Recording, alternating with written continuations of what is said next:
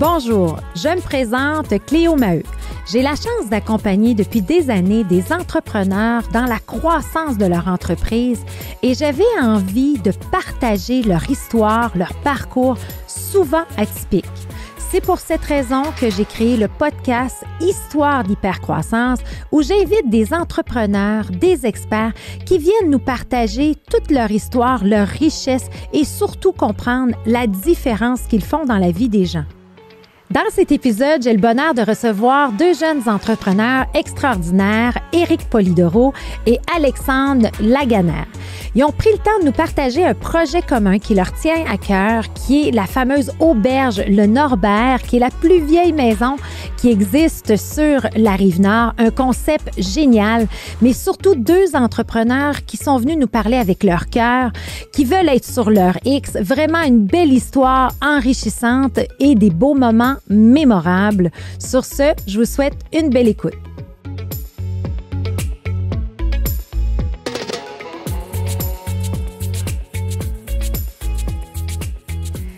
Alex et Éric, bienvenue. Salut. Allô. Super contente que vous soyez ici avec moi. T'as deux invités aujourd'hui. Yes. Ça, c'est un, c'est bien, mais deux, c'est mieux. Exact.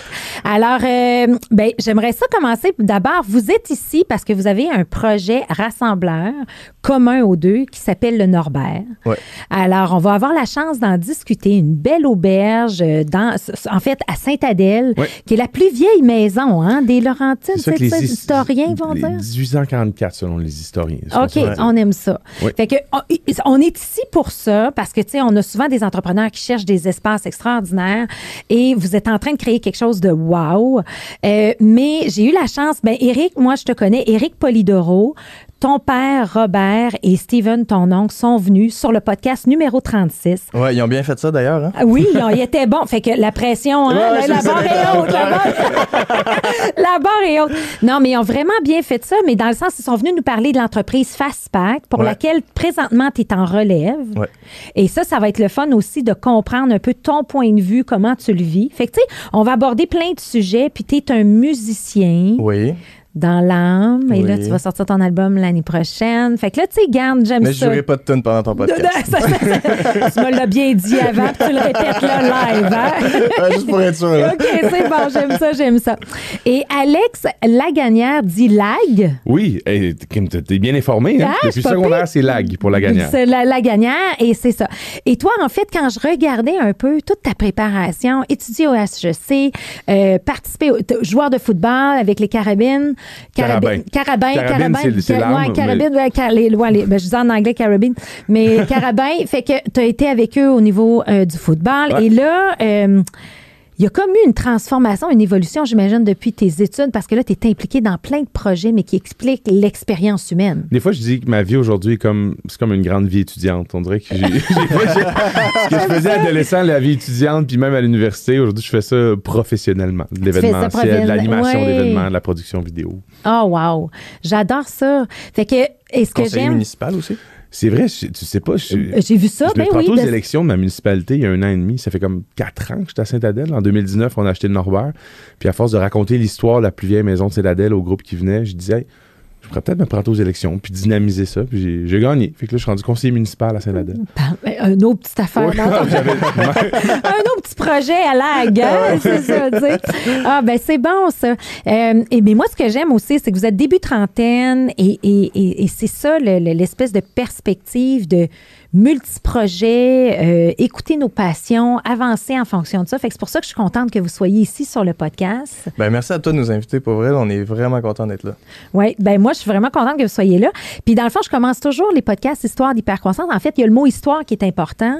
Et quand je vous regarde aller, c'est sûr que vous allez vivre l'hypercroissance dans vos vies respectives avec la drive et l'énergie et le dynamisme que vous avez. Mais j'aime toujours connaître un peu l'histoire des gens et tout. Et j'aimerais commencer avec toi, Alex. Dans le fond, c'est quoi ton background? D'où tu viens? Là, j'ai dit un peu énumérer ce que tu as fait, mais j'aimerais ça qu'on rentre un petit peu plus en profondeur pour apprendre à te connaître. Ben oui, absolument. Moi, je suis originaire de Québec. Puis parents divorcés, je le dis tout de suite parce que je pense que jeune, ça m'a donné une espèce d'intelligence émotionnelle de faire la part des choses, d'être chez un parent, puis l'autre parent. Puis Au secondaire, mes parents m'invitaient beaucoup à m'impliquer dans la vie étudiante. Après ça, j'ai commencé à jouer. Le typique, dans un corridor, il y a un coach qui passe. T'es gros, toi? T'es costaud? Tu devrais jouer au football? Oui. Fait que ça m'a appris la dynamique d'équipe, la discipline, puis le football me fait en sorte que j'oriente mes choix au cégep, même à l'université. Je travaillais dans les camps de jour quand j'étais jeune. J'ai tout le temps été quelqu'un de très flamboyant, qui aimait... Tu sais, le gars qui fait les parties à la maison, puis qui joue avec l'éclairage, puis qui met de la musique, puis qui a un mixeur. J'ai tout le temps été cette personne-là.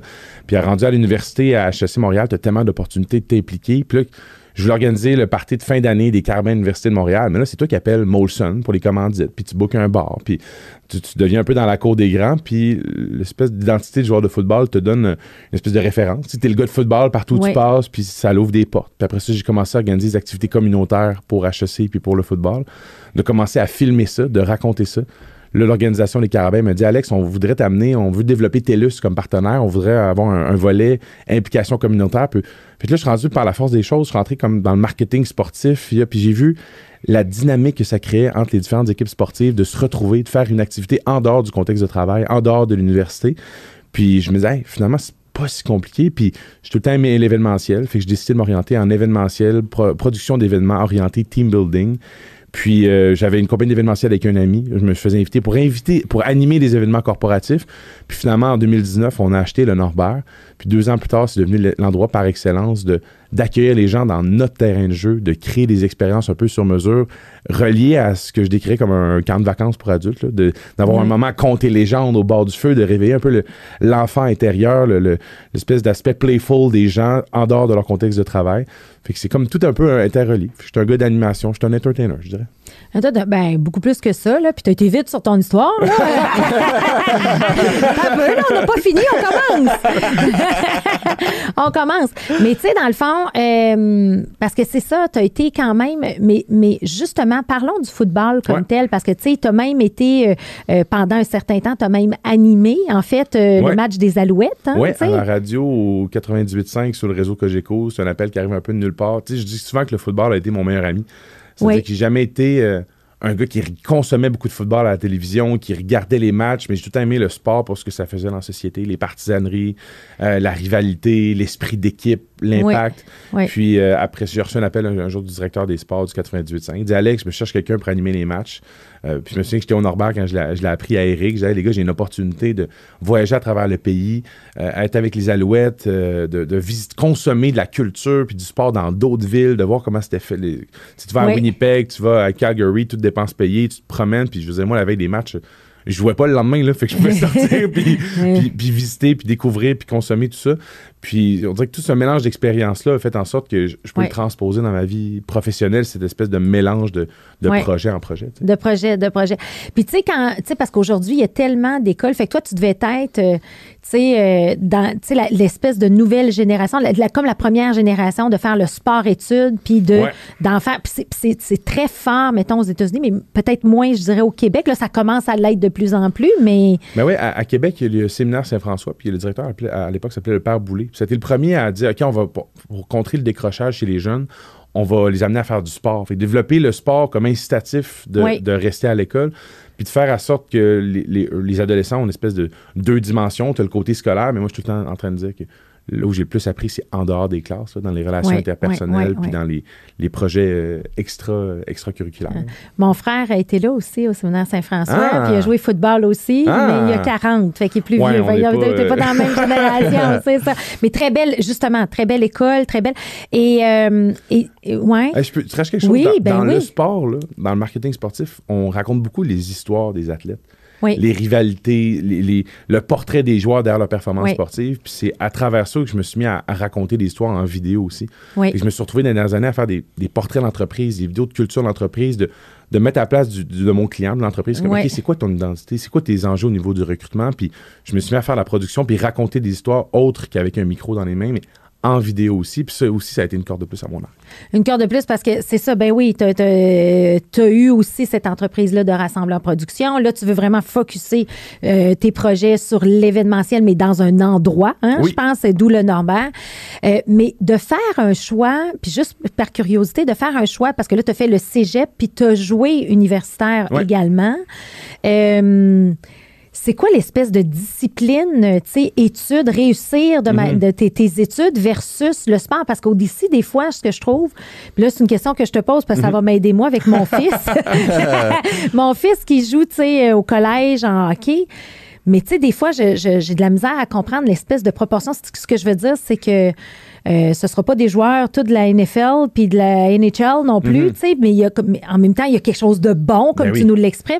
Fait que ça a été quoi, toi, ton expérience de combinaison études et sport? Ben, je pense que ma vie étudiante est à l'image de ma vie aujourd'hui, c'est-à-dire de courir un peu partout. Tu sais, je me rappelle, à un moment donné, je m'entraînais jusqu'à 6 heures le soir, je marche que chez nous, rendu à mon appartement, je mange un restant de lunch de la veille, puis j'étais en train de me mettre un habit parce que je vais aller à un cocktail de réseautage de HEC. Fait que on dirait que je me déplaçais d'un endroit à un autre. Puis des fois même, je pouvais avoir l'air de quelqu'un qui n'était pas focus, même auprès de mes entraîneurs ou même à l'école. Voyons, t'es partout un peu, Alexandre, t'es pas focus. Quand même, ça fait partie de mon essence. Ça fait partie de ma personnalité, de conjuguer tout ça. Puis ultimement, c'est une de mes forces aussi parce que je vais chercher le meilleur des différents projets, même si c'est Steve Jobs qui dit, tu sais, c'est 10 ans plus tard que tu peux connect the dots, connecter les points de ce que tu as fait dans ta vie. Puis je le vois dans tellement de sphères de ma vie en ce moment aujourd'hui. Puis au final, tu sais, je veux dire, une défaite sportive, là, ben, tu apprends à un jeune, c'est quoi un échec, c'est quoi tomber, c'est quoi se relever, l'espèce de performer devant 15 000 personnes au PEPS de l'Université Laval, à jouer pour les méchants carabins en bleu qui arrivent dans la ville, ben, c'est une espèce de pression. Puis des fois, ça me ramène à...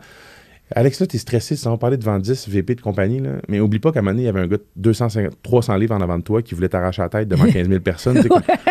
T'en as vécu de stress. Là, c'est ça, j'aime ça. Ah, c'est bon, ça, ouais. Fait qu'il y a cette notion-là. Puis oui, t'as raison, tu sais, dans le sens que c'est drôle que tu dises ça parce que moi, j'emmène large, tu sais, puis je me suis toujours sentie un peu comme un extraterrestre d'emmener large, tu sais, dans le sens que, tu sais, un coach normal va faire un 80 jours par année d'exécution, puis il va être super content, tu sais. Moi, il n'y a pas longtemps, avant mon cancer, je pouvais en faire 150 jours, 26 épisodes de podcast, je traduis un livre, puis là, les gens, hey, t'as appris à ralentir, hein, tu sais, c'est comme les gens, hein, tu sais, en voulant dire, t'as quasiment... Fait que oui, le cancer en cadeau, tu sais, je le vois pour faire un beau clin d'œil à mon amie Sophie Reyes qui a écrit le livre « Un cancer en cadeau », mais ce que je me suis rendu compte, c'est que pendant mon cancer, je me suis entourée de femmes qui ont vécu le cancer et qui sont dans la même intensité que moi. Et c'est comme si je suis maintenant en paix avec qui je suis. Fait que mon intensité, oui, j'ai réduit mes nombres de jours. En fait, j'ai transformé mon modèle d'affaires avec des cohortes d'entrepreneurs qui vont avoir un plus grand impact qui me permet d'être encore plus sur mon X. Mais je me sens tout aussi intense dans la vie, là, tu sais. Mais tu peux pas changer ça. Tu peux pas changer ça, exactement. Mais c'est comme si avant, je me sentais coupable d'être ce que je suis. Puis là, je faudrait que je réduise. Faudrait que j'aime ça le 9 à 5. Je suis pas de même. Je suis pas comme ça. Ça sert à rien. Hein? Pas comme ça. Par contre, si tu es toujours sur ton X, c'est ce qu'on parlait. On a parlé cette semaine en plus en meeting. Ouais. C'est ça. Si tu es toujours sur ton X, tu fais les bonnes choses puis que tu prends soin de toi à la base, là, c'est sûr que tu as une hygiène de vie où tu te mets en priorité. Why not être intense? C'est comme, j'aime ça être intense. Moi, j'ai comme... C'est un gros processus aussi pour moi de faire, d'accepter selon quoi je suis le meilleur. Puis on dirait que je culpabilise des fois quand je suis pas dans l'action, les deux mains dedans. Puis dans la dernière année, j'ai eu beaucoup d'espèces de reality check. Je me disais comme Alex, c'est pas ça qu'on s'attend de toi. Ce qu'on s'attend de toi, c'est d'être un bon ambassadeur, puis d'aller chercher des contrats, d'aller développer des contacts, de créer des belles relations durables. Puis t'as pas besoin d'être les deux mains dedans. Puis on dirait que j'ai une espèce de culpabilité de pas être dans les opérations. Mais à un moment donné, c'est que tu pars un projet comme le Norbert. Au début, je faisais tout. Je faisais aubergiste, je faisais le déjeuner le matin, t'accueilles le monde. Puis là, en même temps, tu fais le développement, tu en as un ambassadeur partout. Puis là, on a grossi l'équipe. On a une fille qui s'appelle Marion maintenant qui est rentrée comme cordeau. Puis là, c'est l'addition. On a eu ce temps-ci. Alex, peut-être tu peux prendre un pas de recul des opérations. Puis lâche un peu. D'accepter finalement que, OK, mais tu sais, des fois, tu fais, OK, mais c'est tellement facile pour moi. C'est pas normal que je travaille pas assez. Mais si tu es rendu sur ton X au point que tu n'as pas l'impression de travailler, mais t'es rentable, t'es profitable à ton équipe. Tout autant, sinon plus. Exact. C'est la plus grande force, exactement. Et de ton côté, Éric, toi, c'est quoi? Ben, parle-moi de ton background. Fait que là, on sait que si vous voulez savoir d'où il vient, écoutez le podcast numéro 36. 36. Le père. D'où il vient? D'où il vient? De qui il vient? De qui il vient? Qui est le père? Non, très belle famille, des valeurs extraordinaires. Fait que, mais j'aimerais que tu me l'expliques de ton point de vue à toi, d'où tu viens. Comment tu as vécu ça?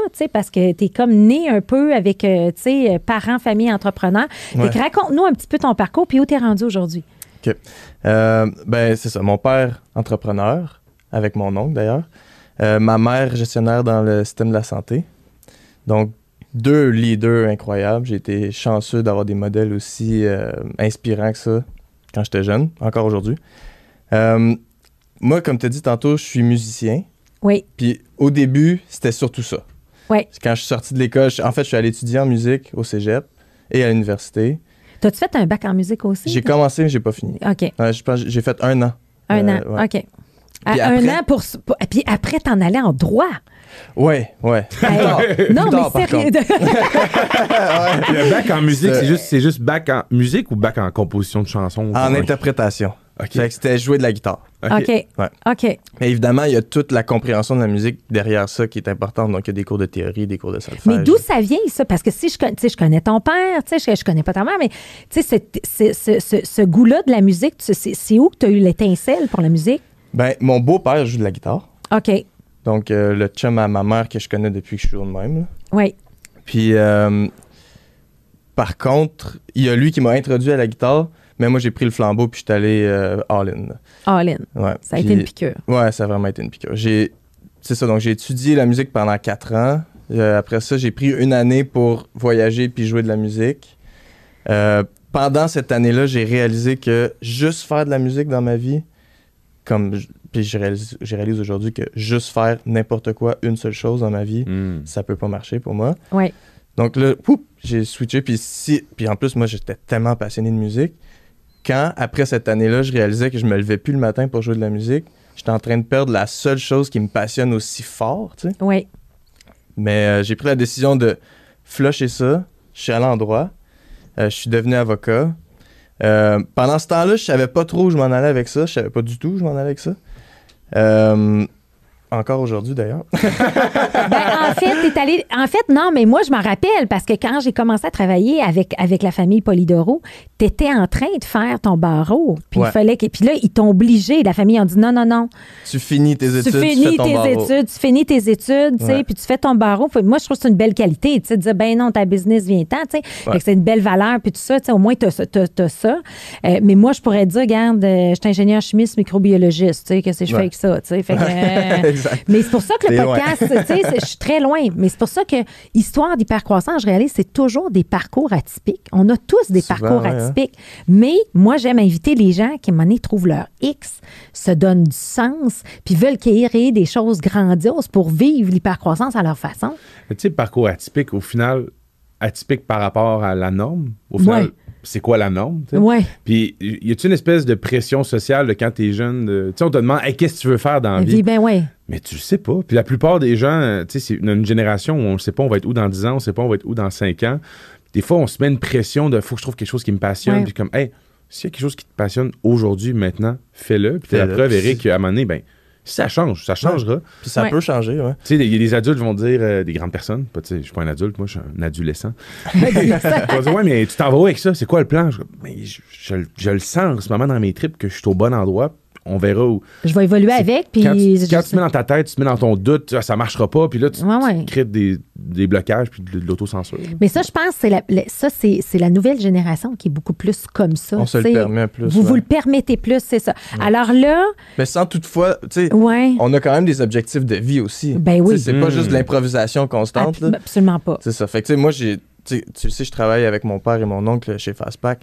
C'est un gros projet de vie, tu sais. C'est clair. Puis c'est pas quelque chose que je peux juste lâcher du jour au lendemain, puis c'est pas quelque chose que je veux lâcher du jour au lendemain. C'est un engagement sur des décennies, tu sais. Oui. Puis par contre, en parallèle à ça, j'ai le droit d'avoir une vie excitante, tu sais. Oui. J'ai le droit d'avoir une auberge. Oui. J'ai le droit d'écrire un album. Oui. Puis ça, je me le permets. Oui. Puis un n'empêche pas l'autre, parce que moi, je te vois travailler chez Fastpack et t'es sur la coche. On va dire ça comme merci, ça. T'es sur la Lynn. coche. Non, puis tu sais, puis t'es capable. Puis dès qu'il va y avoir une problématique, une urgence, c'est comme, tu lèves la main. OK, je connais pas ça, mais je plonge dedans. Je vais le mettre, le système ERP en place. Je vais embarquer. Je vais, tu sais. Et t'es toujours très positif et la façon, mais probablement parce que t'es nourri aussi de beaux projets comme ça, d'une belle complicité avec les amis, avec, tu sais. Ben, moi, je me trouve chanceux chez Fastpack parce que j'ai pas une job chez Fastpack. C'est comme le reste de ma vie. Là. Ouais. Aussitôt qu'il y a quelque chose qui apparaît d'intéressant, d'intriguant, puis que c'est nécessaire de le faire, je suis toujours le premier à lever la main parce que ça me sort de ce que je fais en ce moment. Je me pitche dans quelque chose de nouveau, puis je peux contribuer. Oui. Moi, c'est comme ça que je contribue le mieux, c'est d'être la personne qui s'en va dans l'inconnu puis qui se pitche là-dedans, tu sais. Qui pitch là-dedans, puis qui va mettre en place le process, Ouais. qui va régler. Puis là, quand ça arrive, quand c'est plus, mettons, j'ai appelé ça du run de business, puis que là, tout est en contrôle, là, t'aimes ça, t'en aller dans une autre sphère de l'organisation, C'est ça. la réinventer. Mais tu sais, on s'entend-tu que ça, c'est des compétences d'entrepreneur? Là, tu sais, c'est Ah comme, ouais, tu sais, ok, ouais. c'est malgré l'adversité, c'est de toujours être capable de se réinventer, d'innover, d'évoluer. Ouais. Puis dans ton parcours, fait que là, on pense, t'as un parcours musique, tu t'en vas en voyage, tu réalises que c'est pas pour toi, tu t'en vas faire ton droit, tu passes le barreau aussi, hein, tu sais, Ouais. donc avocat. Mais je me rappelle quand tu avais fait ton stage là, de Ouais, le stage, j'ai trouvé ça difficile. T'as pas Ouais. le choix de faire 6 mois de stage, c'est ça? Dans un... Ouais, c'est ça, Il n'y avait exact. pas le choix. Mais Puis parce là, que je savais à ce moment-là que c'est Ouais. pas ça que j'allais faire. Oui. Tu sais, puis aussi, j'étais déjà dans l'équipe de direction de Fastpack à ce moment-là. Oui. Puis j'avais une vie tellement excitante à la job. Ouais. Puis là, j'arrivais stagiaire en droit. Hmm. Puis, tu sais, j'ai adoré le monde avec qui j'ai fait mon stage. C'est vraiment du bon monde. Par contre, ce que je faisais dans le day-to-day, j'avais bien de la misère. Puis là, mais en fait, ce qui est intéressant, c'est que tu voyais l'opportunité, toi, de toucher à tout puis d'être dans un monde de la business. Toi, c'est quoi tes images de Fastpack quand tu étais petit? Parce que, tu sais, ça fait plus de 30 ans. Ils ont bonne fêté leurs question. 25 ans, mais tu sais, Ah non, là, on va fêter notre 40e. là. 40e. Mon image de Fastpack, c'est dur à décrire parce que j'ai tellement grandi dedans que j'avais pas d'image, c'était juste ça. T'es Tu sais, tombé c'était- dans la potion magique Ouais, là, c'est quand ça, t'étais jeune. C'était là. juste ça la vie, tu sais. Ouais, C'est une famille. une famille. Je le voyais comme une famille. J'allais là, puis tout le monde était content de me voir, puis moi, j'étais content de les voir, puis Ouais, je me ouais. promenais dans l'usine, puis c'était comme toujours des sourires partout, puis non, c'était vraiment spécial. Et Puis j'ai travaillé là dès 14 ans, tu sais, sur une machine, puis j'allais là, pendant tout ce parcours-là là, de cégep, musique, université, bac, tout le long, secondaire, tout le long, je travaillais chez Fastpack on and off. ouais. Fait que tu connais la business. Je la connais, ouais. Ouais, je la connais bien. Ouais. Tu connais la business. Puis une chose que je trouve intéressante aussi, c'est que le processus de relève, de la façon dont Steven et Robert le font, c'est qu'ils vous ont quand même embarqué jeunes Ouais. dans le comité de direction pour vous éveiller. T'imagines-tu la chance oui. qu'on a? Oui. Moi, je capote à chaque jour. J'ai la chance juste de côtoyer du monde comme toi là, qui viennent nous aider. Oui. Je suis dans une situation tellement privilégiée pour apprendre. Oui. Puis je gobe tout. Là, tu sais, je le prends, puis je le sens que je le gobe, puis je me vois grandir à travers ça. Oui. Je me trouve très chanceux de vivre ça. Ben, puis t'es probablement le seul à qui je parle d'un livre, là, vite comme ça, là. Puis là, tu vas dire, hey, oui, je l'ai lu, il est bon. Hey, oui, telle affaire, Cléo. Puis là, tu vas me poser des questions par rapport à ça, tu sais. Fait que Ouais, j'adore lire, ouais. t'adores lire, comprendre les modèles d'affaires, la business, le ramener chez Fastpack. Ouais. T'es comme un peu un autodidacte là-dedans, là, tu sais. Ben, je sais pas c'est quoi la définition d'un autodidacte, là. J'ai beaucoup étudié. Le droit. Le droit, exact. Ouais, le Non, droit. mais je parle l'entrepreneuriat puis les modèles Ouais. d'affaires, Ouais. comment gérer une équipe, les meilleures pratiques d'affaires. Tu sais, je veux dire, tu vas lire plein de bouquins là-dessus, toi, Ouais, là, tu sais, ouais. pour... Beaucoup que tu m'as conseillé d'ailleurs. Là. Puis j'adore, même je fais des petites présentations. Là, je le fais moins ces temps-ci parce que tu sais comment ça, on est pressé puis bien occupé. Là, mais je prenais le temps là, de faire des présentations PowerPoint sur le livre que j'avais lu il y a 2 semaines. Là, tu sais. Ah, Ouais, c'est ouais. bien ça. Ouais, puis Ben, en fait, ça va venir avec l'Académie Fastpack, là. Ouais, Ça, il va falloir l'amener à un autre niveau. Puis vraiment, toutes ces connaissances-là, ce know-how-là, il faut que ce soit répertorié dans un learning ouais. management system quelconque, les vidéos, les ci, les ça. Puis, ouais tu sais, on est en train de placer des pions pour que ça se passe. là. ben, c'est ça. Ben, moi, Ouais. je le vois déjà, là. Ouais. Je sais pas, là, mais moi, je le vois. Ah, je le sais. Je suis plus surpris de ce que tu vois. Non, c'est ça, exact. Exact. Hier, j'étais avec un client, puis là, qui parlait avec un autre client, il disait... Ah, il dit, tu sais, il dit, quand elle passe quelque chose puis qu'elle challenge, là, tu sais, au fond, tu sais qu'elle a raison, mais tu veux juste pas te l'avouer. Exact, c'est ça, je pense, en tout cas. Mais bon, à faire ça, moi, je suis passionnée aussi, fait que j'aime ça, j'aime ça. Mais ceci dit, fait que là, on a, donc 2 environnements, Alex et Eric, complètement différents. Mais qu'est-ce qui a fait que vous vous êtes rencontrés, les deux? Félix. Félix. Qui est Félix? Ouais. Félix, c'est mon chum d'enfance avec qui j'ai grandi. OK. On est de même, là, on est vraiment proches. Des gars des Laurentides. Ouais, gars des Laurentides. Puis on avait une gang de chums de gars qui s'appelait les Greasers. En fait, qui s'appellent encore les Greasers. Ça vient d'où, les Greasers? Ça vient du livre The Outsiders. OK. Il y a une gang de gars dans ce livre-là. Puis c'est un de nos amis là, au secondaire qui dit « Ah, on est les Greasers! » Puis pendant 2 ans, il nous écœurait avec ça. Puis on dit « Arrête avec un nom de gang, là. » Puis un moment donné, on a plié. Assumé. On l'a assumé. Moi, je pense dans un cours d'anglais au secondaire, on me montre. Il y a un film avec ça. Un des premiers films de Tom Cruise. Oui. C'est un peu dans l'univers de Grease, je trouve, un peu le code de jeans, camisole blanche. Ouais, mais plus violent, ouais. C'est ça, c'est exactement ça. Ouais. Fait que Félix, moi et Félix, on était coloc à ce moment-là, puis on voulait acheter un immeuble. On savait pas quoi, on pensait plus à un plex, plus typique. On voulait acheter un immeuble ensemble, puis on regardait toujours sur Centris ensemble. Puis un moment donné, lui, il a trouvé l'auberge. Puis lui, il a flashé là-dessus, puis il a dit « Hey, il faudrait qu'on achète une auberge. » Puis là, sur le coup, j'ai dit « OK, go. » Mais on savait pas c'était quoi, tu sais. Ouais. Puis là, on voulait du monde avec nous, tu sais. Fait qu'on a appelé Lag, on a appelé les parents à Félix aussi qui nous ont aidés à acheter l'immeuble.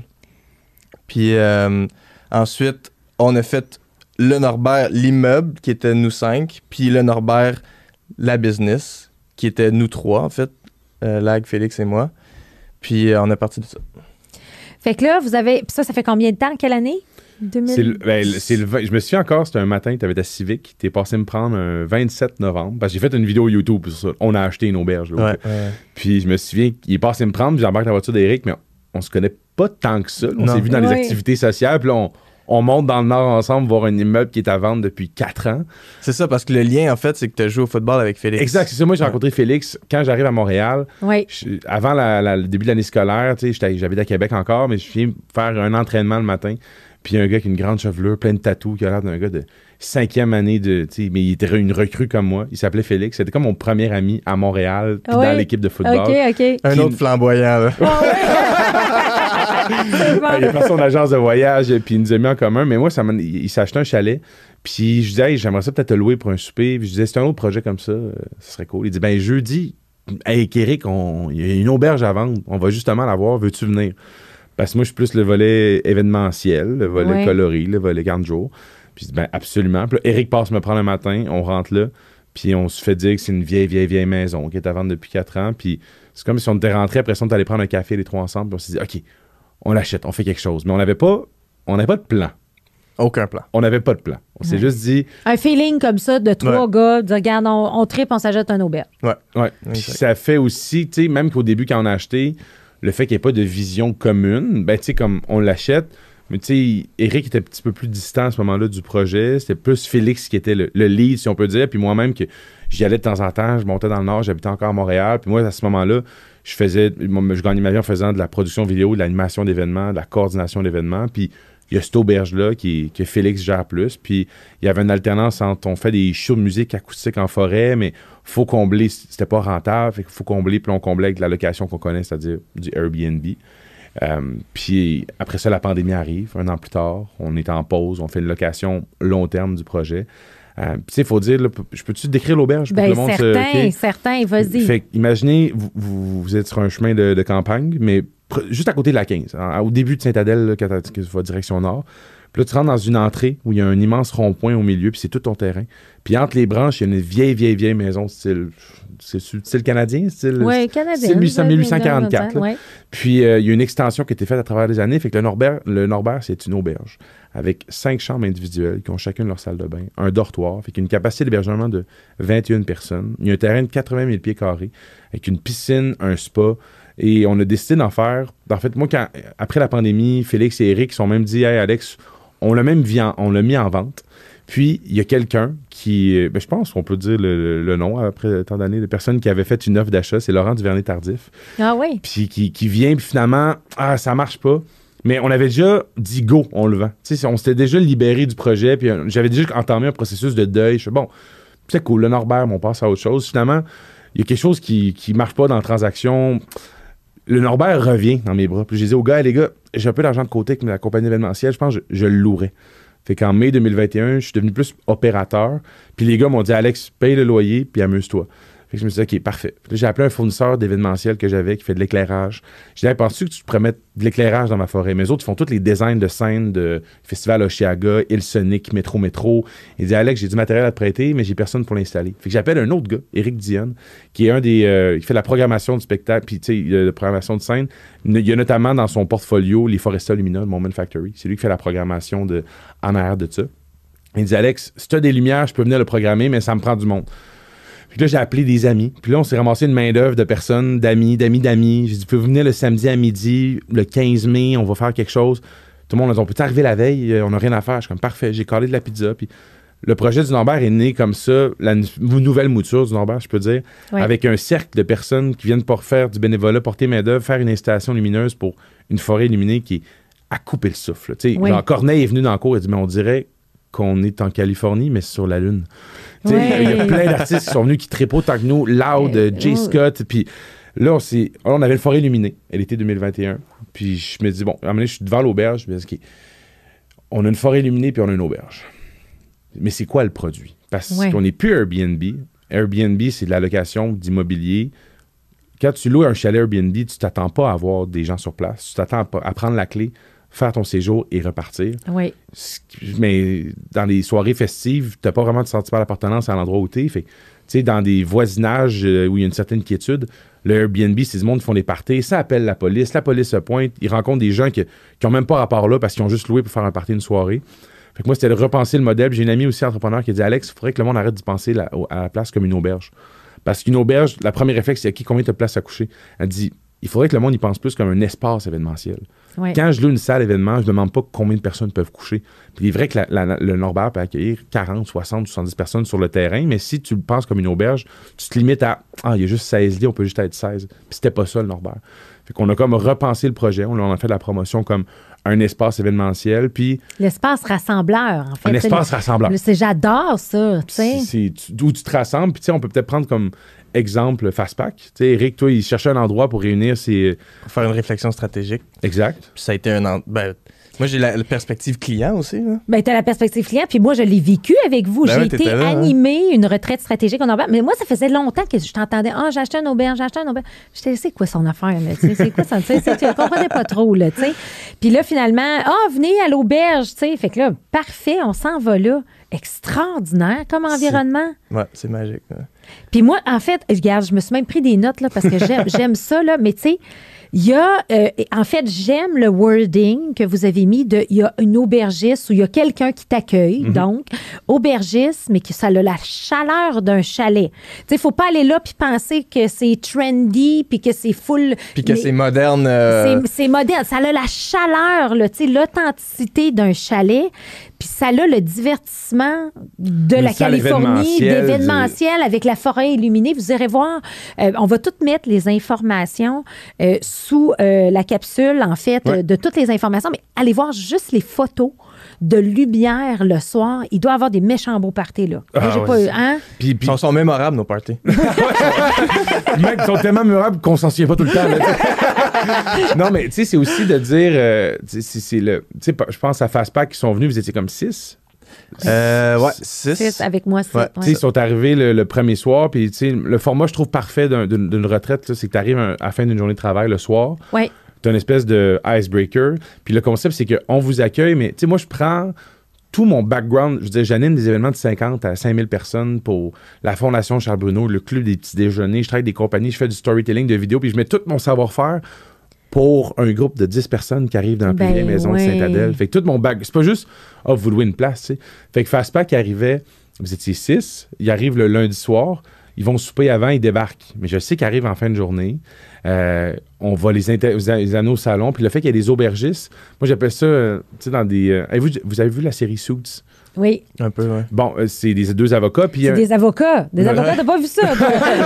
J'ai commencé, j'ai pas tout fait. Tu sais, dans la série Suits, Harvey Specter, qui est l'avocat en chef, puis il y a un personnage important dans cette série-là qui s'appelle Donna, qui est son assistante, qui prend ses rendez-vous. Ah oui, c'est clair. Mais dans une série télévisée, le personnage de Donna sert de courroie d'information, de courroie de transmission, parce que quand il appelle Donna pour dire qu'est-ce qui se passe, dans le fond, il explique aux spectateurs qu'est-ce qui se passe. Mais moi, je vois l'aubergiste un peu dans ce rôle-là. C'est qu'on est une courroie de transmission. Si tu dis, hey, les boys, allez 6 au salon jaser, ils vont jaser de la même chose qu'ils jasent au bureau. Mais si tu as un aubergiste qui est là, c'est « Hey, bienvenue, voici l'histoire du Norbert, on en apprend sur la maison. » Vous, c'est quoi vos rôles respectifs, tu sais? Ouais. C'est super organique, mais c'est pas dans votre face. C'est comme « OK, maintenant, on va faire un brise-glace, on va apprendre à se connaître. » C'est juste tout naturellement, mais il y a une stratégie derrière ça aussi, c'est que finalement, on les fait jaser, puis le monde s'adresse à l'aubergiste, puis finalement, ils en apprennent les uns sur les autres. Ils ont une discussion qui est animée par quelqu'un qui n'est pas de leur organisation. Puis qui n'a pas besoin de comprendre nécessairement la business non plus. Fait que ça les sort de leur quotidien, de leur routine, de leur réalité. Puis on crée un sentiment d'abondance. C'est-à-dire qu'on s'occupe on book un chef traiteur, on book un band de musique, puis il y a de quoi de... Hey, on est au Québec, là, dans le nord, dans les Laurentides, là. Puis on se ramasse autour du feu. Il y a un artiste qui sort de la forêt à travers la fumée. Puis quand il commence à jouer ses premières notes de guitare, il y a la forêt qui s'illumine de quelque chose que tu n'as jamais vu de ta vie. De vivre ça, de créer ce souvenir-là collectif au sein d'une organisation professionnelle, je trouve ça tellement puissant. C'est les mémoires. La première fois que j'ai entendu parler de vous, puis je savais même pas que c'était ton auberge, Eric, au début, c'est Open Mind, Jonathan Léveillé. Ben oui! Jonathan il est venu sur notre podcast d'ailleurs. OK. Puis lui, il est tout le temps à l'affût de ces affaires-là, puis c'est un gars du Nord aussi, puis tout ça. Fait que là, quand j'avais vu ces photos, j'étais comme, hey, c'est bien cool ça, ça gagne. Eux autres sont venus, puis on brainstorm, puis là, finalement, on dit, on va faire un festival. Ouais. Fait qu'on leur a fait un poster, une affiche, il y avait une thématique Peace and Love. Puis après ça, eux autres, tu tâtes un peu le pouls. Il y en a qui se disent, hey, nous, là, on peut jouer sur le terrain, là, mais ça soit des jeux qui se fait avec une bière dans les mains. Parfait, on va sortir un jeu de poche, un jeu de d'or. Mais eux autres, ils étaient vraiment partants pour des Olympiades, puis pousser la machine. Je dis, parfait, mais on va même faire un concours de costumes. Fait que tu organises, toi, tu prends en charge l'organisation de leur événement. Exact. Avec Marion. Exact. Puis c'est du sur-mesure, là. Tu as des conversations avec eux, puis tu files ce qu'ils ont besoin, puis ce qu'ils veulent accomplir dans ce temps-là. Puis tu fais un beau plan pour toute leur fin de semaine ou leurs 2-3 jours dans la semaine. Puis ils ressortent de là. C'est les connexions, les bras dessus, on se fait des câlins, les larmes aux yeux. Puis souvent, ce que je me rends compte aussi, c'est que quand tu dis au monde, qu'est-ce que tu veux, ils vont juste se baser sur ce qu'ils connaissent déjà. Ouais. Alors qu'au Norbert, c'est rempli de surprises. Là, je me suis rendu compte, le client veut ça, il faut faire ça. Je suis comme, mais en même temps, peut-être qu'on le sait plus que lui. C'est quoi qui va être la meilleure ambiance. Puis après ça, c'est de se donner confiance comme entrepreneur. Je suis comme, je pense que je sais que le client est roi, là, mais je pense que je le sais plus que toi ce qui va être bon pour toi parce que j'en fais 50 par année des lacs à l'épaule chez nous. Exact. Puis je propose dans ton horaire, là, ton activité physique, mets-la à tel moment dans ta journée pour réoxygéner le cerveau. Puis si je fais rappel à Open Mind, on a fait un mini-festival. Puis je dis, OK, votre gang est willing, faites un concours de costumes. Mais ça, l'intérêt, la science derrière ça, c'est de dire, OK, 2 semaines avant l'événement, on annonce un concours de costumes. Fait que là, tu as 2 semaines que les employés se projettent dans l'événement qu'ils vont vivre. Fait que finalement, au lieu que ton événement soit 24 heures, il dure pendant 2 semaines. Oui. Puis t'étires ça, puis après ça, même parce que t'envoies un lot de photos quelques jours après. Fait que là, finalement, t'étires ton événement, puis la mobilisation à travers ça. Puis quand tu impliques les gens, ne serait-ce que pour un concours de costumes, mais tu vas chérir cette dynamique-là, cette créativité-là collective, puis tu vis quelque chose ensemble, puis ça finit avec un show de musique. Puis vois-tu, c'est drôle parce qu'il y a un show de musique puis Open Mind, là, ils notent la satisfaction à l'interne. Ils ont plein de KPI, d'espèces d'unités de mesure pour savoir qu'est-ce qui est bon à l'interne. D'engagement, puis tout. Puis nous, on se disait, ça parle durant le show de musique. Je sais pas s'ils ont aimé ça. Finalement, ce qui est ressorti qu'ils ont aimé le mieux, c'est le moment avec l'artiste au bord du feu. Puis, quelle belle opportunité même de connecter des univers comme la culture, qui vit par beaucoup les subventions, puis les trucs gouvernementaux, puis les labels, puis le monde des affaires qui ont un budget, qui ont un argent parce qu'il y a des intérêts aussi de tisser des liens. Fait que des fois, même le Norbert sert à faire un pont entre la culture puis le monde des affaires. Mm-hmm. C'est drôle, j'expliquais le modèle du Norbert à une amie cette semaine. Puis en y expliquant, elle me coupe, elle me dit fait que là, moi, si avec une gang de chums de filles, mettons, je vais aller faire une Olympiade au Norbert, vous allez m'organiser ça. C'est exactement ça. Ouais. T'as tout compris. Il y a une firme d'architectes qui est venue il y a 2 semaines, CB Architectes pour les nommer. Faut ne pas les nommer. On brainstorm, puis tu sais, t'as comme un canevas. Tu loues la place pour un certain laps de temps, puis t'as les aubergistes sur place, puis t'as tes repas. Là, après, tu dis, OK, mais notre budget, c'est tant. Qu'est-ce que tu peux faire? Puis là, on a un brainstorm. On aimerait ça, nous autres, activité comme un peu camp de vacances. Mais là, c'est en plein dans mes cordes. Je te disais au début, mon background, c'est les camps de jour, les camps de vacances. Ben, Hey, on a booké un animateur. Puis là, ils sont arrivés, puis même eux, ils nous ont dit après l'événement, on a un moment de doute. On est arrivé, puis il y avait comme rien qui se passait, mais on attendait que tout le monde arrive. Puis là, on les amène en forêt en arrière. Il y a un druide. Il y a un gars qu'on embauche qui a un chapeau qui est dans l'arbre avec une grande canne. Puis on est allé vraiment, ils nous ont même dit, vous pouvez une réveiller avec 4 h du matin en faisant du bruit sur des casseroles, c'est ça qu'on veut. Parfait, on a pleine latitude. Fait que là, il y avait des défis, il y avait un coffre de cachet, il y avait des charades, il fallait qu'ils fassent des abris dans le bois. Mais à l'avance, on a validé aussi avec le client. Est-ce que votre gang, c'est une genre de truc? Puis eux autres, il y avait tous déjà des animaux totems. On a bâti là-dessus, on a fait affaire à une compagnie locale qui prend des matériaux comme 3e main, pas juste 2e main, des articles de fourrure pour faire des bricolages. Fait que là, la première activité qu'il y avait, c'était un totem. Puis on leur donne le nom d'un coéquipier. Ils doivent faire le totem qui représente le mieux leur coéquipier. Ils étaient tous différents. Puis après ça, ils devaient deviner. Fait que là, tu as tout cette OK, mais pourquoi t'as mis des cheveux pourquoi tu as mis une grosse moustache? Pourquoi? Fait que tu sais, c'est un prétexte finalement qui sert les objectifs stratégiques de la compagnie, tu sais. Exact. Puis tu sais, on s'entend-tu? Puis là, moi, je vais le mettre dans mon modèle coach, moi, efficacité, let's go, on livre un plan stratégique en 2 jours, là, tu sais, il faut que ça roule. Puis je trouve que post-pandémie, ce qui a le plus manqué aux équipes, c'est la connexion. Et aujourd'hui, dans un monde hybride, la culture d'entreprise, on dira ce qu'on voudra, s'est effritée. Puis là, on voit que les gens sont en train de backer, puis là, dire, oh non, on veut plus de gens au bureau, on veut plus de gens au bureau. Puis là, il y en a des gens qui ne veulent pas du tout. Mais en même temps, d'aller dans un environnement comme ça ou se laisser aller. Puis moi, ce que j'aime, ce que vous amenez comme activité, c'est il y a un côté ludique. Ça peut être très professionnel. Tu l'organises comme tu veux. Moi, j'étais là. J'ai animé 2 jours and it's fine. Mais entre ça, comment on veut le faire? Est-ce qu'on veut rajouter une journée? Puis vraiment avoir un côté comme ludique à la patente pour juste avoir du fun. Oui, parce que nous, on a fait vraiment une réflexion stratégique intense pendant 2 jours. Oui. C'était une place parfaite pour ça, surtout qu'on avait un nouveau membre dans l'équipe de direction. Oui. Tu sais, c'est une place tellement accueillante pour tisser des liens avec quelqu'un de nouveau. Si tu aurais été dans un hôtel au centre-ville à Montréal, là, c'est pas la même affaire. Là. Il s'en va à sa chambre. Là, okay, mais c'est ça, la dynamique d'un hôtel. T'arrives, tu check-in, tu vas à ta chambre. OK, tout le monde à 4 heures, on se rencontre pour le meeting. Fait que là, tout le monde se rencontre avec l'intention de faire le meeting. Au lieu de se croiser, puis de se rentrer dedans, puis de se jaser comme dans un chalet. Ouais. C'est parfait. Fait que, c'est ça. Fait que là, mais ce qui est... C'est ça, ce que j'allais dire, en fait, c'est que nous, c'était une réflexion stratégique. Oui. Sauf que du team building, là, tu amènes ça à un autre niveau complètement. Là, si après ou avant même ta réflexion stratégique, tu prends vraiment une journée de team building, là, ou même 2 journées de team building, puis tu fais des activités comme ça change la donne complètement. Puis on s'entend-tu que quand tu es dans ta business, il faut que tu organises ta retraite, c'est souvent un pain in the ass. Ben oui. Ouais. Puis moi, j'en ai fait beaucoup des retraites, m'en aller un camp de chasse, un chalet, un ci, un ça. Puis là, on demande, le team building, c'est tout le monde de cuisiner. Mais les gens, là... Ils sont fatigués. Ils n'ont pas le goût de cuisiner. Tu as comme le goût de te faire servir aussi, tu sais, de relaxer puis d'être là. Fait que moi, ce que j'aime, c'est la notion d'aubergiste puis d'être pris en charge. De te faire gâter. Exact. Puis je trouve ça intéressant que tu le mentionnes, le côté team building. Tu sais, moi, quand j'avais faire mon plan d'affaires à HEC pour une compagnie d'événementiel team building, je regardais sur Internet puis tout ce que je voyais avait des trucs un peu caricatural. C'est le genre des gens dans une chambre d'hôtel qui doivent se passer un saut avec un balai, puis c'était très froid, ou des rallyes GPS, puis des fois, j'ai l'impression dans le team building, on va comme infantiliser les gens. OK, tout le monde, on va taper sur notre tambour en même temps. Je voyais des vidéos YouTube à l'époque, on parle de 2014-2015. Puis pour moi, le team building, si tu dis au monde, OK, on va devenir amis. Les gens, ils sont dans la résistance, mais alors que c'est juste, on va créer un événement tellement wow, un souvenir collectif tellement puissant que finalement, ça se fait tout seul. Puis tu sais, moi, je le vois dans mon background sportif, quand on est au niveau universitaire, tu sais, puis j'ai comparé, je me suis fait repêcher professionnel par le Rouge et Noir d'Ottawa, j'ai pu comparer un camp d'entraînement universitaire comme au Carabin et au niveau professionnel, et c'est pareil. Le niveau universitaire, Quand tu arrives, ils donnent ton livre de jeu, tu fais des meetings, mais après ça, tu sais, le matin, tu arrives, ils servent le buffet, tu as les massothérapeutes après les entraînements, tu as le physiothérapeute, tu as les bains de glace.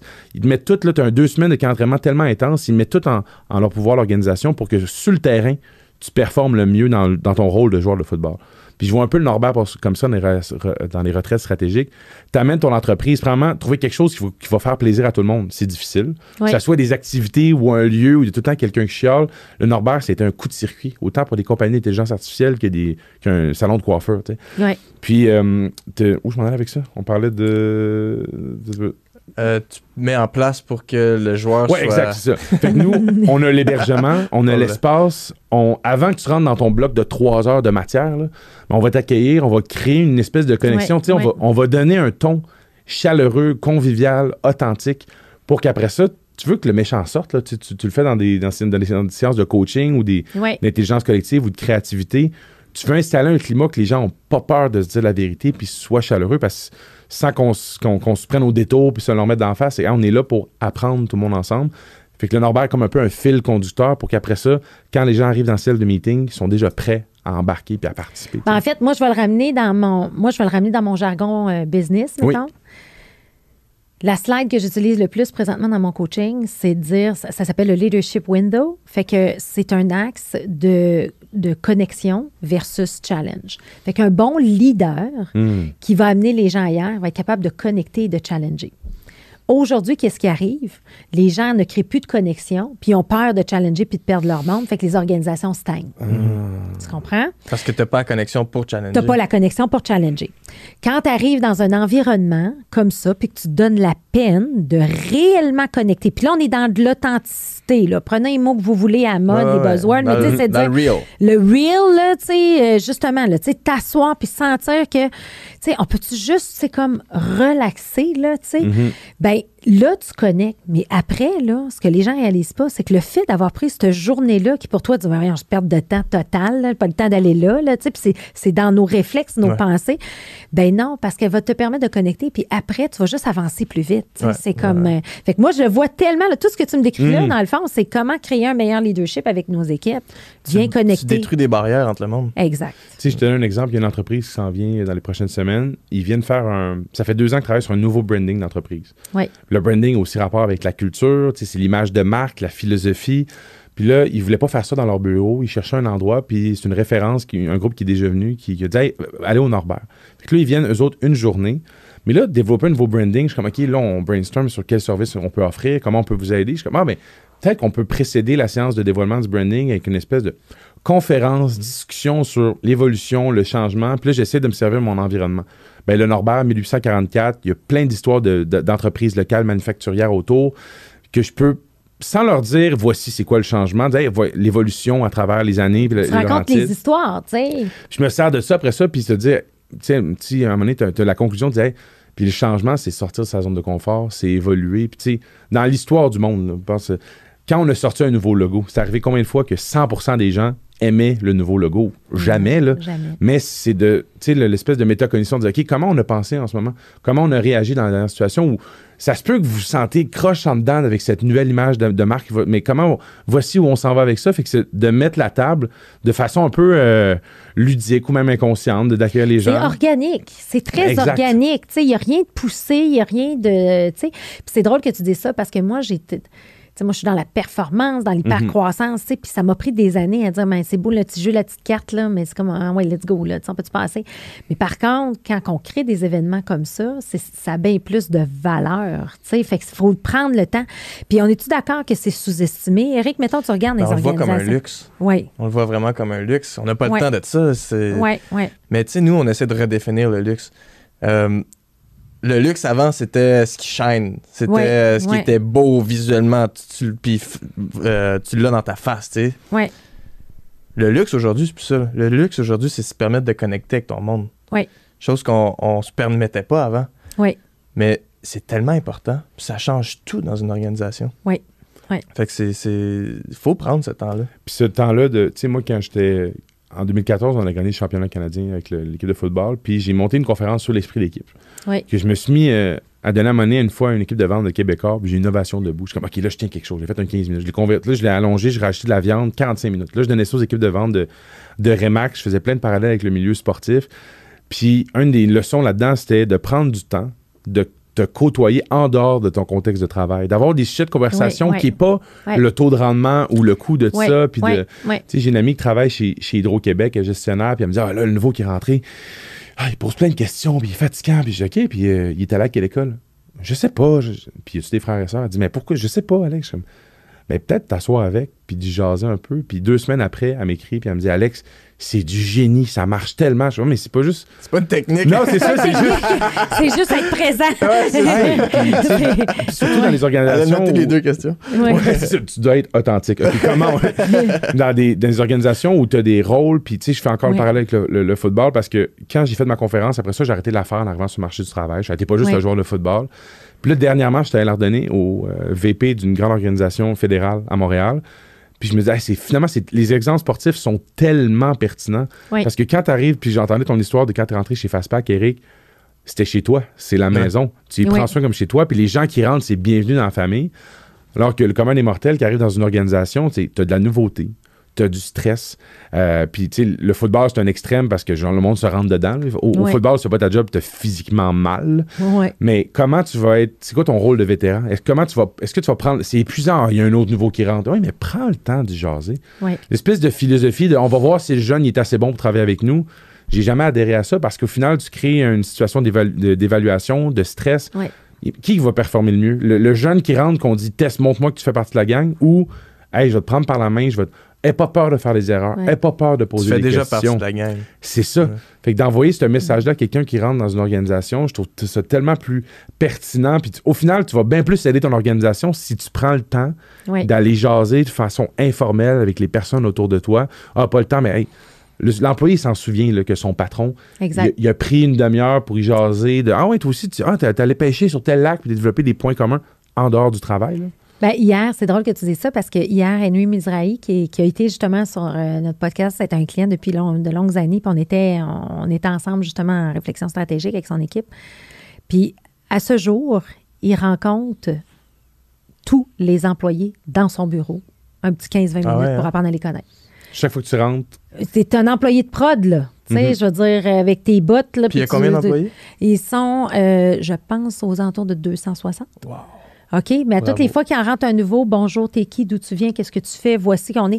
Il prend la peine de faire une rencontre one-on-one. Mais ça donne le ton. Ça humanise la patente. Même si le travail n'est pas facile, on s'entend, là, eux autres, travailler avec la viande, ces choses-là, c'est pas des environnements avec des bottes à douille. Moi, je viens de la Beauce, là, des bottes à... Mais ça veut dire qu'en plus, comme être à la tête d'une organisation, il s'assure que chaque personne qui rentre a le même discours. Exact. OK, c'est ça l'énergie. Parce que ça part tout le temps d'en haut. Là. Tu sais, je dis ça part d'en haut. C'est toi la coach. Là, mais j'ai l'impression que la culture va démarrer de... Ça part d'en haut, puis en même temps, là ce qu'on est en train de faire... Mais ça exact. Ça part d'en haut, mais ça se vit en bas. Mais c'est quand même la responsabilité. Puis là, je pense que c'est un peu ça aujourd'hui, le concept que vous nous amenez, que je trouve génial. Puis tu sais, on est même pas là pour vendre, on est juste là pour vous faire allumer, de créer des moments wow. C'est important de connecter avec vos équipes. Puis vous, c'est ce qui vous fait vibrer les deux. Puis c'est ce qui vous fait triper. Puis au début, vous n'aviez pas de modèle d'enfant. Là, c'est comme un modèle d'enfant. Puis là, on parle de mariages qui se font en Norbert. On se parle d'événements artistiques aussi. Il y a plein de gros noms qui vont là. Puis toute la patente. C'est comme si... On se limite pas. C'est comme le Norbert est on dit oui, c'est une personne morale distincte. C'est un espace rassembleur, mais de n'importe quoi. Mais ton mariage va être à la saveur Norbert. Là. Tu ne lis pas une journée. Quand tu viens pour un mariage, tu arrives le vendredi, tu repars le dimanche. On te prend en charge toute la journée. On met des speakers dans le bois qui pointent vers l'auberge. Fait que quand tes invités arrivent, moi, j'ai animé un mariage l'automne passé dans un grand hôtel. J'arrive, on dit êtes-vous le mariage de 4 heures ou de 5 heures? Tu te sens un peu dans une chaire à saucisse. Tu arrives au Norbert, la place est pour toi. Tu as un coin cérémonie, tu as un coin des chapiteaux transparents pour ton souper. Ta première danse se fait au pied d'un arbre illuminé. Tu as des aubergistes à ton service tout le long. Tu arrives la veille, puis on a même créé un salon, une espèce de loge de la mariée pour qu'elle se prépare. Puis où est positionnée dans l'auberge, elle voit tout le monde arriver par la fenêtre. Fait que cette connexion-là, humaine. Est transcendante dans tous les projets qu'on fait. Là. Wow! Fait que là, fait que là, on comprend le principe, on comprend d'où ça vient, on comprend. Puis moi, je trouve ça cool. Mais ça me semble que c'est votre génération, ça. Tu sais, c'est comme, let's go, on l'essaye, on le vit, on le sent. Comment vous voyez le futur? Comment tu vois le futur, toi, Éric, là, tu sais, avec toutes ces belles idées-là? Là? Mon futur ou le futur du Norbert? Les deux. Les deux. Comment je vois le futur? Ben, le Norbert, je veux protéger le Norbert, puis je veux qu'il puisse continuer à rayonner. Oui. Puis à opérer sa magie. Oui. Moi, c'est vraiment ça mon dada. Là. Moi, je me sens comme un protecteur du Norbert. Là. Je veux qu'il opère sa magie parce que je la connais, cette magie-là. Oui. C'est un peu ésotérique, là, mais il y a de quoi qui se passe dans cette maison-là. OK. Il y a une belle énergie. Okay, il y a vraiment de quoi qui se passe. OK. Puis je veux protéger ça, puis je veux qu'il y ait le plus de monde possible qui puisse en profiter. Oui. Fait que de développer un modèle d'affaires, c'est un mal nécessaire pour qu'il y ait le plus de monde qui passe possible par le Norbert. Puis c'est ça que je veux. Puis je pense qu'on est bien parti pour le faire. Puis ce que je veux, mettons, dans le futur moyen terme, là, c'est que le Norbert soit une place connue comme étant un endroit exceptionnel pour les entreprises puis les mariages. Oui. Parce que c'est ce que c'est. Oui. Fait que l'affaire, c'est là. Fait que ça, on le sent, ta passion, tout ça. Tu sais, puis je pense que vous êtes bien partis, les gars. Puis le Éric Polidoro en relève dans la famille Polidoro chez Fastpact. Ouais. Comment tu vois ton rôle évoluer? J'adore ça. Je sais jamais où je vais être dans 6 mois. Puis c'est ce que j'aime. Mais peut-être maintenant, oui, là, peut-être plus 1 an aujourd'hui. Oui, c'est ça. À un moment donné, tu vas avoir touché tout le tour. Fait que là, il va falloir... Ça va falloir que je me place, peut-être. Mais c'est ça, ma force, en fait, c'est d'arriver à quelque part de nouveau, comme on disait plus tôt. Là. Fait que là, je m'en vais surtout dans les ventes. Oui. Puis j'ai hâte. Puis ça, je pense que ça va être une couple d'années là, minimum dans les ventes là, où je vais vraiment m'impliquer. Puis tu le sais, on est en hyper-croissance. Il y a beaucoup de défis. Oui. Je peux faire une prédiction sur ce qui va arriver, mais je suis toujours surpris, tu sais. Oui. Fait que c'est de continuer là-dedans. Je trippe de travailler avec l'équipe avec qui je suis. Je suis chanceux d'avoir une équipe aussi forte. On est bon dans ce qu'on fait. Puis aussi inspirante, tu sais, c'est du bon monde. Oui. Avec ta complice Valérie, qui est en relève avec toi aussi. On n'a pas parlé de Valérie, mais Valérie, Valérie est identifiée également dans la relève. Ouais. Elle est incroyable. J'ai vu au Norbert. Comment on sait qui s'est fait là, Éric? Ah oui, les deux sont tellement complémentaires, là. C'est fou, là. Comment... C'est mon âme sœur business. Oui, exact. On se comprend, on n'a même pas besoin de se parler, on se comprend. Ça a toujours été comme ça, non? On dirait, première journée, ça clique et tout. Ouais. Vous êtes très complémentaires. Puis comment tu envisages ça? Puis là, je vais poser une question parce que je vous connais bien. Mais tu sais, tu es tellement différent de ton père. Ouais. Mais là, tu vas faire ce que ton père fait, mais tu vas le faire probablement à ta saveur. Je vais le faire différent, c'est sûr. C'est ça. C'est sûr. Tu sais, c'est ça la discussion de moi qui va aux ventes. Oui. C'est comment je peux, parce que lui est aux ventes, comment je peux faire ce qu'il fait, mais pas faire ce qu'il fait. Oui. Parce que son quotidien, à lui, c'est pas un quotidien qui m'intéresse, moi. Oui. Puis ça, c'est su, on le sait que c'est comme ça que je me sens par rapport à ça. Oui. Puis les discussions sont honnêtes et franches. Oui, c'est ça. La relation est bonne, c'est ouvert, puis lui, il va en rire, puis il va dire, ben tant mieux si tu fais mieux que moi. C'est comme... Oui, c'est ça. Mais par contre, il y a des impératifs pareils. Il y a des choses qui doivent arriver, qu'il faut que je fasse arriver, puis à cause de ça, il y a des choses que je dois faire, évidemment, puis ça me fait Mais tu es capable de faire la part des choses. Moi, ça ne m'inquiète pas du tout de ton côté. Je veux dire, tu vas tellement structurer la patente, tu vas vraiment le comprendre, tu vas embarquer dans le détail de tout ça. Mais c'est vrai qu'il va y avoir une saveur à la fin qui va être plus Éric, nouvelle façon de faire probablement. Je pense que oui. Puis le défi va être la transition. Oui, c'est ça. Transition complète. Ouais. Ouais, c'est ça. Là, il reste encore une couple d'années. Hein? Ah oui, je suis pas stressé avec ça. C'est bon, ça. Puis tu sais, lui, il me laisse cette place-là aussi. Il me laisse avoir mon style. Ça, c'est aussi, exceptionnel de Steven et Robert. Ils vous laissent la place, ils vous écoutent. Tu sais, tu sens qu'ils ont foncièrement confiance en toi et Valérie. Ouais. Pour prendre la relève. Tu sais, il y a comme une espèce de dire, regarde, puis vous embarquez tôt, tu sais, puis vous avez le droit de faire vos erreurs, vous avez le droit d'essayer, d'expérimenter, tu sais, c'est comme... Hey, t'aurais dû voir ça au début, là, c'était vraiment, là, c'était encore de même, là, mais moi puis Val, on disait, OK, on s'en va là. Puis Puis là, on y allait, puis c'était pas la bonne direction pantoute, sauf qu'eux autres, ils nous regardaient aller, ils voyaient le mur qu'on frappait, ils nous voyaient changer de direction parce que ça marchait pas, ils voyaient qu'on allait un petit peu dans la meilleure direction, puis ils étaient comme, bon, ben, vous avez trouvé le chemin, tu sais. Fait qu'ils nous laissent aller, puis ils nous laissent faire nos gaffes, puis c'est encore ça aujourd'hui, sauf que là, on est un petit peu plus focus, puis on sait un petit peu plus ce qu'on fait là, par rapport à quand on a commencé. Vous avez un bon plan stratégique. Oui. On a eu de l'aide. On a eu de l'aide. J'aille, la trouvais facile. Mais je peux pas dire que je serais capable, ben peut-être là, avec l'expérience, que je serais capable de nous laisser la latitude qu'eux sont capables de nous laisser. C'est vraiment impressionnant. C'est impressionnant, hein? Faut le faire. Hein? Ah non, moi, non, mais... c'est ton bébé. Ouais. Nous, on prend des rôles qui peuvent avoir un impact fort dans l'organisation. Fait que si c'est un impact négatif, c'est un impact négatif fort, tu sais. En même temps, vous êtes tout en train de mettre la structure collectivement. Ouais. Non, c'est vrai. Puis ils ont confiance qu'on a des bonnes intentions, puis qu'on veut vraiment que Fastpack grandisse, là, tu sais. Eh oui. Ah, puis c'est extraordinaire ce que vous avez mis en place, puis la culture d'entreprise, puis tu sais, mais c'est vraiment génial. Fait que j'adore ça. De ton côté, Alex, qu'est-ce qu'on peut te souhaiter pour l'avenir? Pour le Norbert, ben c'est parti comme une espèce de projet de coin de table qui a pris de l'ampleur, puis le fait qu'Éric s'implique beaucoup plus depuis quelques semaines, on peut dire, tu sais, c'est qu'il est vraiment embarqué comme actionnariat dans la nouvelle entité corporative.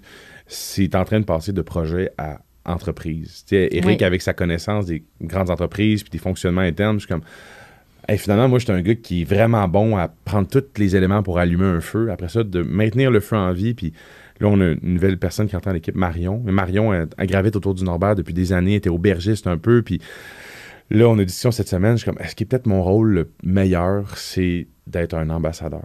Parce que, tiens, là, on the side, je viens de reprendre aussi le Café de la Gare, un café sur le Petit Train du Nord dans l'ancienne gare à Sainte-Adèle. Puis là, moi, je me plais finalement à partir d'un nouveau projet. Mais là, ça crée, finalement, je suis moins dans les opérations. Puis là, c'est que, OK, cette semaine, on a beaucoup, tu sais, on peut le dire, on a un meeting, puis j'ai même pleuré dans le meeting. Mais c'était parce que c'était tellement comme une espèce de réalisation. Je suis comme, hey, faut que je me sorte de l'opérationnel. Genre, j'ai amené le projet aussi loin que je pense que je pouvais l'amener tout seul. Mais là, on a une fille qui est rentrée, qui fait l'administration, l'admin, la coordination. Fait que là, je peux revenir dans mon X qui est plus d'être un ambassadeur. Puis quand je m'en vais front dans un événement, tu sais, hier, pour des courtiers immobiliers, j'ai animé un événement dans Champêtre. Ben, pendant cet événement-là, une fille a dit, hey, moi, je te suis ces médias sociaux, Alex. Là, telle date, le Norbert, est-ce que c'est disponible? Ben oui. Ben parfait, je te bookerai, on s'appelle demain. Fait que reste que dans tout ce que je fais, il y a une espèce d'écosystème qui fait que tous les projets se desservent les uns les autres. Puis d'être dans un processus d'acceptation, c'est OK, c'est ça mon rôle finalement. Fait que je me souhaite de continuer d'être un bon ambassadeur. Il y a beaucoup d'histoires à travers ce qu'on fait, puis je caresse, puis Éric me trouve tellement que ça, mais je caresse l'idée d'une web-série sur le Norbert pour montrer les coulisses de l'entrepreneuriat, de comment tu fais un événement. Puis par un producteur TV qui me dit, Alex, toi, t'es comme un chef à la cabane. Là. Martin Picard, là, il me parle de piment pour sa vodka, t'as le goût de faire l'amour au piment tellement il parle avec passion. Il dit, vous pourrez être l'émission de cuisine. Puis je dis ça, je le dis, c'est la loi de la manifestation, il faut que je le fasse. Là. Oui. Pour être l'émission de cuisine de l'événementiel. Comment vous créez un événement chaleureux? C'est quoi l'attention, le soin que vous portez aux détails pour accueillir les entreprises? Fait que, en me libérant des opérations du Norbert, mais je pense que je peux être plus rêveur. Ça va te permettre puis ça va aller dans ta créativité, puis tout, tu vas être encore plus sur ton X. Puis j'ai un prof à l'université, Luc Bélanger-Martin, qui m'avait dit, Alex, tu es ta propre marque. Oui. Puis j'ai jamais vraiment accepté. Puis là, dans les dernières années, ça m'a rentré dedans. Je suis comme, hey, finalement, oui, c'est pas... c'est ma magie que j'amène à quelque part. Puis d'accepter que tu rayonnes, d'accepter ta lumière, d'arrêter de dire, je veux pas trop en faire, OK, tu te déranges pas, Alexandre. Quand ta présence est un cadeau, puis tu es là pour aider les autres, puis arrête d'être complexé, comme tu as des bonnes idées, puis assume ton rôle à 100%. Fait que c'est un gros processus en ce moment pour moi de... Voilà. Ben moi, j'espère que tu vas t'assumer, puis assumer, parce que il y a de l'hypercroissance dans le Norbert, c'est sûr, à venir. Merci. Alors, on arrive déjà à la fin de cet épisode. C'est vraiment le fun. Hein? C'est vraiment le fun. Ouais. C'est le fun, hein? On jase, puis de parler. Alors, moi, ce que je vous souhaite, vous m'avez vraiment inspiré. parce que je trouve que vous êtes en cohérence avec qui vous êtes vraiment, votre identité. Vous essayez pas d'être quelqu'un d'autre, vous essayez d'être vous-même, puis vous vous donnez le droit d'apprendre de vos erreurs puis d'évoluer. Puis je trouve ça très inspirant pour toute la communauté d'entrepreneurs, puis je dirais même les plus vieux. Peut-être surtout les plus vieux. C'est ça. Merci beaucoup. Merci, Cléo. Ah, merci à toi. À noter que tous les épisodes sont disponibles en format audio sur les principales plateformes de podcast et aussi disponibles en format vidéo sur YouTube. Si ce podcast vous a inspiré, sachez que vous pouvez retrouver tous les outils utilisés par ces entrepreneurs à travers une boîte à outils que j'ai cumulée au fil des années. Tout simplement vous rendre sur hypercroissance.com/outils. Pour en savoir plus sur Hypercroissance, n'hésitez pas à nous suivre sur les réseaux sociaux. On partage une panoplie d'informations, d'articles, d'outils pour vous aider dans votre croissance sur les réseaux sociaux.